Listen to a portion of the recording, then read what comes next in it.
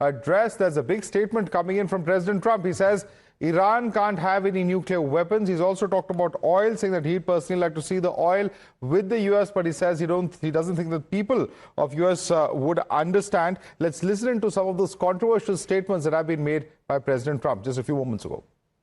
What do you say to Americans who are not afraid of the war? They're foolish because the war is about one thing. Iran cannot have a nuclear weapon. Had we not broken the Barack Hussein-Obama agreement, you know what I'm talking about, the Iran nuclear deal. This is years ago, my first term. You would have had a total, Israel would have been gone, extinguished. Israel would have been wiped off the face of the earth, and the entire Middle East would have been, at a minimum, in big trouble. The thing, if I had my choice, what would I like to do? Take the oil, because it's there for the taking. There's not a thing they can do about it.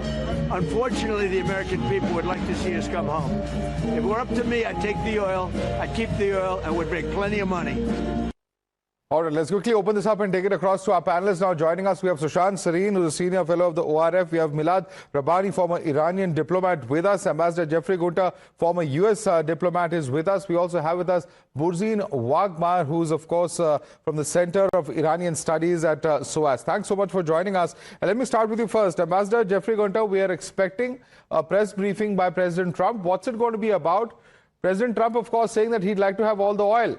But the people of U.S. would like to see all the soldiers come back. Are we looking at an exit ramp now? And what happens if the Tuesday deadline, which Trump has himself said, is something that Iran is not agreeing with? Well, everything's still on the table. And let there be no misunderstanding. The Air Force is not flying of Iran, and the Navy is not sailing at the bottom of the sea. Their missiles are rarely launching, and their drones are rarely launching. So the United States is absolutely devastated, destroyed, and decapitated Iran militarily. And, President Trump is not really someone who tries to intimidate you with his bluster. He does it with his actions. Go ask Soleimani. Go ask their previous supreme leader. So I would take him at face value. He's going to go after their energy infrastructure. He doesn't want to do it. He wants them to come to senses. And remember, he's also peeled away their leadership. You worry, he has some stubborn hardliners in their leadership. Look he gets rid of them. And eventually he will take the artichoke hearts, the leaves, and pull them off to the point where he has someone to negotiate with. This is classic war But if they've pulverized the entire defense system of Iran, why is it that Iran is still able to take down F-15s? Oh, come on. It's one F-15 in the last 30 days. The Air Force is absolutely devastated. And by the way, we don't have all the... What about the MQ-9 Reaper aircraft? What about the refueling aircraft and the others which have been hit? Yeah, they're practically decapitated. This has been the most successful military operation in the history of mankind. Okay. They're completely outmatched and they're destroyed. And sure, they're going to be doing silly stuff like attacking the Saudis, attacking the Qataris, attacking the Emirates. These guys are going to do anything because their backs are against the wall. They're struggling. Hey, if they were doing so well, why did they slaughter 45,000 innocent Iranian citizens? And that's what actually many of the panelists who are on your program should be acknowledging, the fact that these people are annihilating their own population, nothing that we would see out of a great democracy. And what they are is they're... Where, Ambassador Gunter, what happened at the Sharif University of Technology in Iran? Now, there are reports that over 34 people were killed, including children. What really, let's leave aside what happened in the Minab school bombing, which is, of course, horrific in itself. What does the U.S. gain by attacking civilians and universities at that in Iran? They're not attacking civilians, without a doubt. Neither of the Israelis. Look at how humane the Israelis were in the Gaza war. They have no desire to attack civilians. These guys have been state sponsors of terror. They actually love the idea of human shields. That's what the Iranians have done. That's what Hamas has done. That's what Hezbollah has done. And, they don't need human shields. They go after 45,000 of their own people. 3,000 people, that's the death toll in Iran. Surely all of them are not leaders. Sorry, I missed you. One more time. The death toll in Iran is believed to be 3,000. Surely all of them are not Iranian leaders of the regime or the government there. Well, yeah, and they're probably Iran's Revolutionary Guard Corps as well. you can't help but have collateral damage in any wartime situation. But I promise you, we've been targeting their leadership. The Iranian people are phenomenal, great people. They are hostages to this theocratic, radicalized regime. They are the hostage. The hostage in this situation are the Iranian people, and we all need to rally around President Trump and free the Iranian people. Make Iran great again. Let's bring in the Iranian diplomat on the panel. Milad Rabbani is with us. Let's get him to respond to that. You heard what Ambassador Gunta has to say, Milad Rabbani. But I'm also quoting President Trump. He says, Iran has, quote, limited drones, few missiles left and no capability to fight back. How accurate is this assessment? If that is indeed true, then perhaps the better way out would be negotiations. But Iran at the moment is not agreeable to that as well. Thank you for having me. I believe President Trump is absolutely making a mistake in this case for two reasons. The first reason is Iran has got the capability to target around countries and Israel and Arabic countries around Persian Gulf. And the second is the Iranian has got no phobia, their regime, I mean, they have got no phobia of U.S. air strike or aircraft. Because, as I told you before, the strong point, the strength of the Iranian regime is not its air force or naval force, because they didn't spend a huge amount of money on that. They have a very strong troops on the ground and missiles and drones. This is what they invested, and it was wisely. And the United States and President Trump make a very expensive deal with Iran in this matter.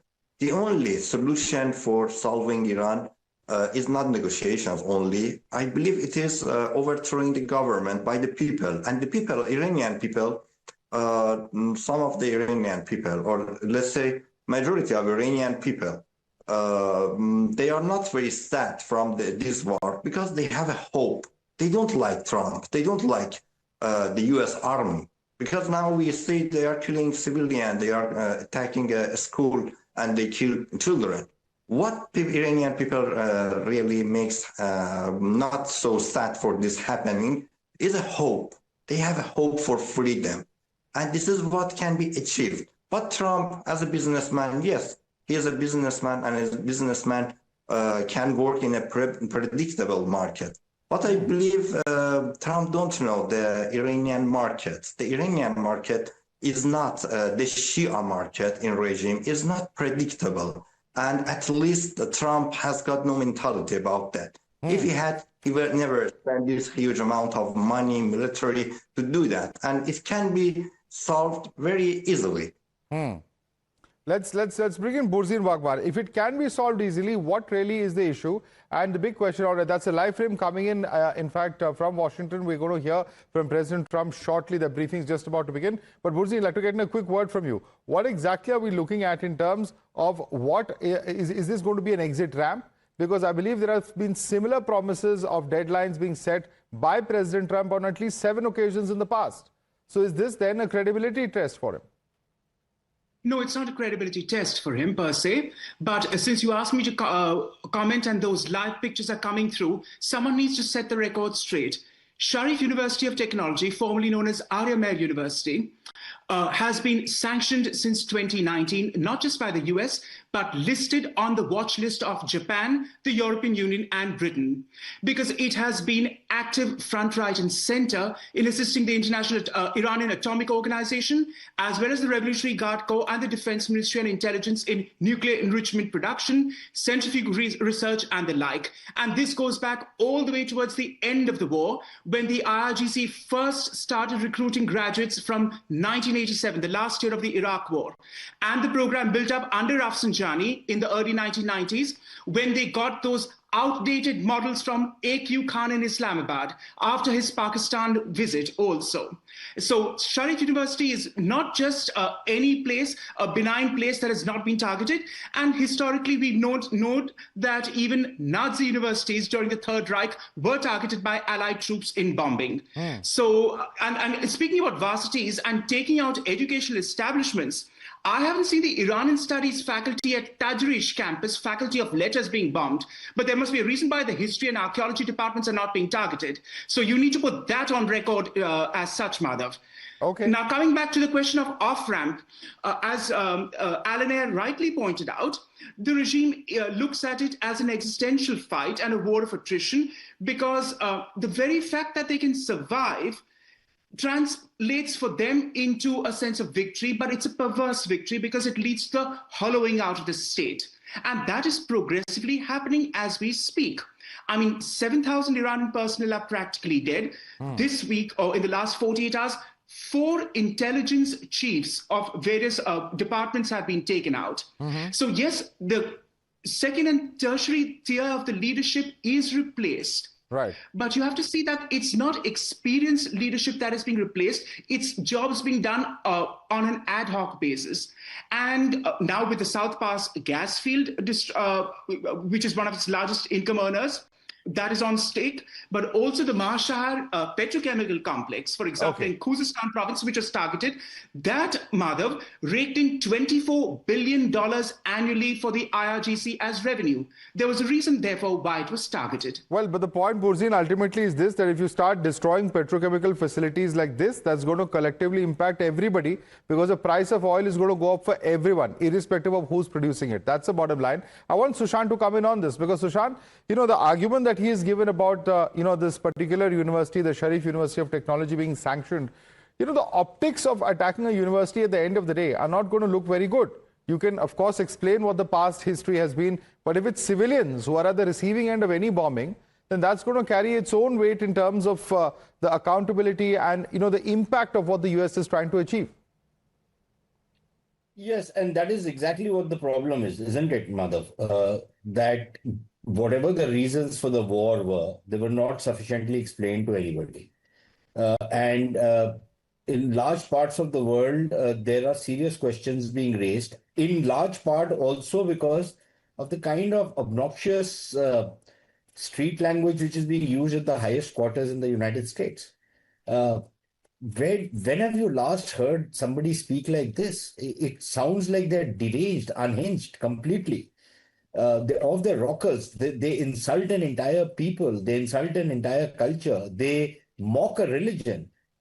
How can you do something like that? If you want to fight a war, fight it in the way wars have to be fought. And there is an entire narrative battle which has to be engaged with. And you haven't done it. You just go and do things and you expect everybody will lump it. So that is one problem. The second problem is that, grossly exaggerated figures. Sometimes it's 30,000 people who are killed. Now, the latest, this reminds me of how the Pakistanis used to behave when it came to Kashmir. Every year, they would add about 10, 15,000 to the list of casualties in Kashmir. This is what the Americans have started doing, maybe because they're so inspired by Pakistanis these days. They're taking their lead. Till about a week, 10 days back, it was 30,000 people had been killed. Now it's 45,000. Maybe if this war carries on for another 10, 15 days, it'll be 50, 60,000 people killed by the regime. I'm not defending the regime. In fact, I don't defend these kind of regimes. But the fact of the matter remains, even if they killed about 3,000 people during the protest, that's 3,000 too many. Responsible governments don't kill protesters in such copious numbers, and 3,000 is a huge number of people to kill.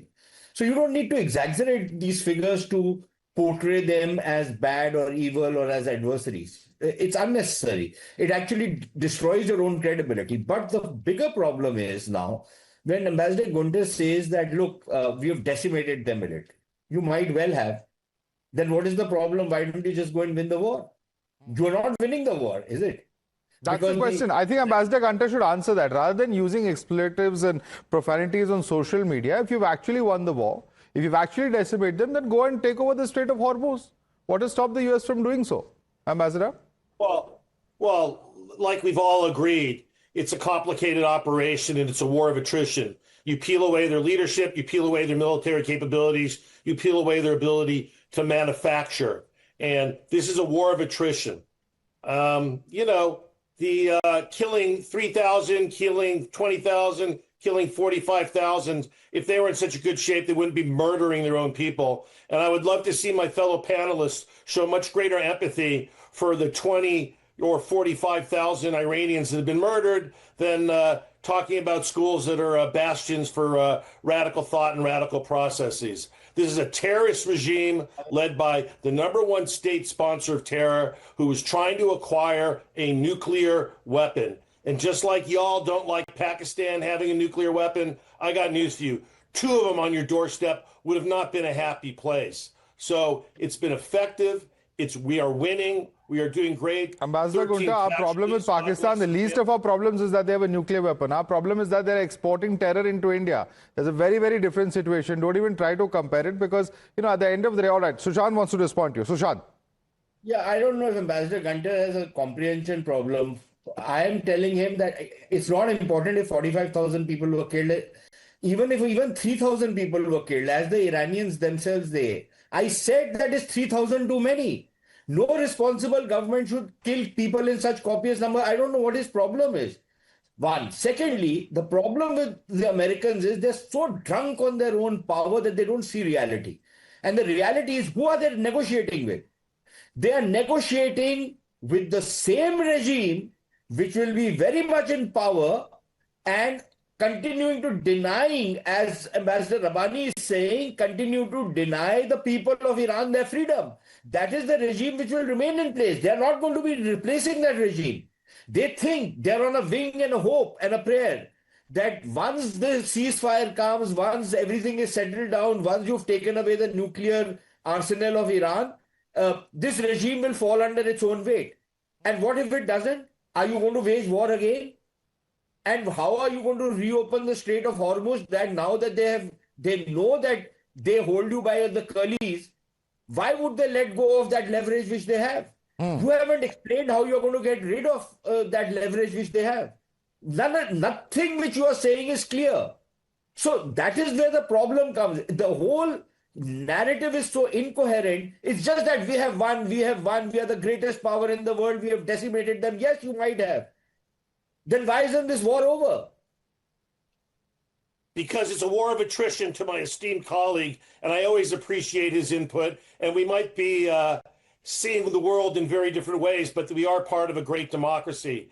And the reality is this is called a war of attrition. This doesn't happen in 30 days. This happens in weeks to months. And let me tell you, when you take out the supreme leader, when you take out Soleimani, when you've taken out all their so-called leaders, it's the right direction with only 13 casualties. When you sink their entire Navy, that's called success. When you take out their Air Force practically, that is called success. So let me tell you, the world is a safer place. This war is on track. And the fact that President Trump keeps everyone on this panel guessing tells you the brilliance of Donald J. Trump, my former boss. And this is not about diplomatic academia using, words that are respectable. Listen, these guys are thugs. They're terrorists. They've murdered 45,000 of their own people. And whatever they have coming, these guys deserve it. And the world would be a safer and freer place because of it. And I still like my esteemed colleague, even though he disagrees with me. But Ambassador Gunter, if they are terrorists, why are you talking to them? Why don't you just take them out? Well, you have to talk to everybody, and we are taking them out, let me tell you. And you don't agree with me, ask Soleimani and the supreme leader. We are absolutely doing both. We are talking to them, and we are taking them out, which is a blessing for the world. These guys are thugs. They deserve to meet their 77 virgins. Let's face it. No, okay, Sushant. Just a sentence. Ambassador Gunter, the problem is that whether it was Vietnam, whether it was Afghanistan, the Americans have not lost a single battle. But you end up losing the war because you do not understand the politics of a place. You do not understand the culture of a place. You do not understand how, what are the kind of levers you need to pull so that whatever you have done becomes acceptable. You have no understanding of it all. So what you end up doing is you end up alienating the entire population, even the guys you are going to go and try and liberate, you end up alienating everybody. I am afraid you might be doing something similar this time around. And the problem is that if this war of attrition continues endlessly, the whole world is on fire right now because of what is happening in the Gulf. The world is not on fire. India is safer. Let me tell you, the price of oil might be higher, but India is safer. Let me tell you, I don't need a lecture from my esteemed colleagues. I'm incredibly well connected with the Persian community who have been here in America and are cheering every day for Donald J. Trump in America. There's no doubt that the Persian community here in America supports the operation, wants to get rid of the Ayatollah. They don't really have an option, otherwise you'll do what you did to Mr. Soleimani's daughter or granddaughter, whatever may be the case. But let me bring in fact, our Iranian panelist, Milad Rabbani. Milad Rabbani, the big question is this, that what are we going to see in coming days? You know, there's already a lot of speculation about whether this was an attempt to try and, you know, take away the uranium or try and at some level an operation which is, you know, now a cover is being given of a rescue operation. But was it an operation that has gone wrong? And what is the off-ramp in the coming days? I believe it is the escalation of the conflict, and it's very hard for the President Trump to open the Strait of Hormuz and keep it open. You know, perhaps they can have an attack and, okay, they escort 1, 2, or 3 ships, but they cannot do it for a long time. And I believe the world will not be a safer place until the Iranian regime has the power, has the control over the Iran, because they have many leverage, and we are observing the Hormuz Strait is one of those. So if I want to wrap up, I believe it is the escalation of war, and Iranian regime, they don't have any scare or phobia of the air attack as we observe in Gaza. Hamas take hostage people of Gaza, destroyed the Gaza by Israel. Israel bombard all of the people, civilians, and destroy their, make a fubar, left the fubar behind. And nothing was left. But for Hamas, it was not important. Iranian regime is the godfather of Hamas and Hezbollah. They have this tactic. So if the Americans are thinking that with airstrike they can destroy the Iranian regime, it's a very naive attitude. And when we talk academic, we should have an academic research, academic perspective. And as a last point, we cannot escalate the concept of some Iranian minority in Washington or US to Iranian people, because the mentality is absolutely different. Okay, before we go across to, in fact, a response from Burzin, there's an update coming in ahead of Donald Trump's big address. Iran's supreme leader has now issued a strong statement following the killing of a senior IRGC commander, asserting that assassinations and crimes will not disrupt Iran's armed forces. He's blamed what he called the American Zionist enemy for this attack, describes it as an act of terrorism. He's also paid tribute to the slain commander and said that Iran's security and military ranks remain strong and resilient, and that such actions will not weaken their resolve even as tensions continue in the region. Let's quickly get in Burzin. Burzin, not surprising there that this is the response coming in from Mujtaba Khamenei, but the point is that this is a statement being released just minutes before Trump was expected to speak. Well, yes, and it's nice to know that he's still alive and somewhat recuperating, and in all probability ghost written, because of course his father's funeral has not yet taken place. So that tells you how things are on ground in Iran. Factor that in, because Islam demands last rites to be immediately conducted, and they still haven't had a funeral for Ali Khamenei. You mentioned about Pakistan and that only the terrorism being the problem for India. Well, I do wonder if you're aware of the fact that Iran has interfered in sectarian matters with both India and Pakistan with the Shia card, which it has played and blown hot and cold consistently. And for the last 15 months, on your eastern doorstep, the IRGC has been involved with bombing and assisting the Burmese military. That doesn't seem to have occurred to anyone in your mainstream media, but perhaps your intelligence and security circles in New Delhi know about it, because the IRGC has been supplying them with urea and jet fuel for bombing dissidents and others in Burma, which in any case is an unstable place, I grant you. Okay. But all right, just a moment. I'm going to get Sushant to respond to that in just a moment.